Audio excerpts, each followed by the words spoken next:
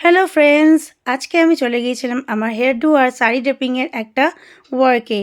তারপর আজকে যেখানে যাওয়ার অ্যাকচুয়ালি কথা ছিল সেটা আমার ক্যান্সেল হয়ে যায়। তারপর নতুন একটা লোকেশন আমাকে পাঠানো হয়, সেইখানে আমার আরেকটা নতুন কাজ ছিল। কাজটা সেমই ছিল, বাট খুবই বিরক্ত লাগছিল এতটা দূর যাওয়া, কারণ অবভিয়াসলি আমার এলাকার মধ্যে যেটা ছিল সেখান থেকে আমাকে যেতে হচ্ছে পলতা। ইয়েস, আমি অটো ধরে সোজা চলে গেলাম পলতায়। তো পলতায় চলে যাওয়ার পর লাইন ক্রস করে আমি আবার টোটো স্ট্যান্ডে হাঁটতে হাঁটতে গেলাম। গিয়ে এই দেখতেই পাচ্ছ তোমরা পলতা টোটো স্ট্যান্ডে গেলাম, গিয়ে ওখান থেকে টোটো ধরে চলে গেলাম আমাদের আজকে ক্লায়েন্টের বাড়ি। অনেকটা দূর ছিল আর সত্যি ঠান্ডা লাগছিল, তবুও আমি সবথেকে অবাক হয়ে গিয়েছিলাম আমার ক্লায়েন্টের চুল দেখে। জাস্ট দেখো, এই চুল আমাকে মেসি বান করতে বলা হয়েছিল, বাট তবুও চেষ্টা করেছি। অনেকটা টাইম লেগেছিল, বলেইছিলাম টাইম লাগবে।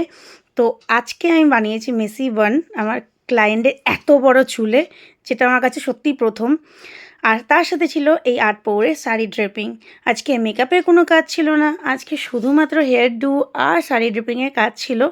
তার জন্য সত্যি আমার লাগেজ খুব কম হয়েছে, বাট হ্যাঁ, স্টিল প্রচণ্ড প্রচণ্ড পরিমাণে এফোর্ট দিতে হয়েছে, কারণ চুলটা বিশাল বড় ছিল। কেমন লাগলো বলো?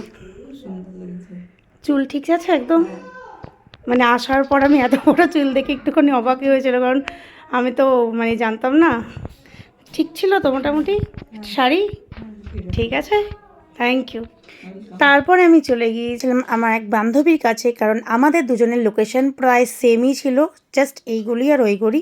তো সেই ক্ষেত্রে ওখানেও বসে বসে আমি খানিকক্ষণ রেস্ট নিলাম, কারণ ওখানে ওয়েট করতে হচ্ছিল, কারণ ওর কাজ তখনও শেষ হয়নি।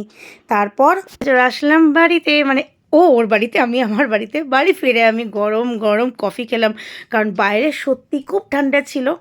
আজকে সত্যি খুব আনন্দ করে কাজ করেছি। আর আজকের ভিডিওটা এইটুকুনি। চলো বাই।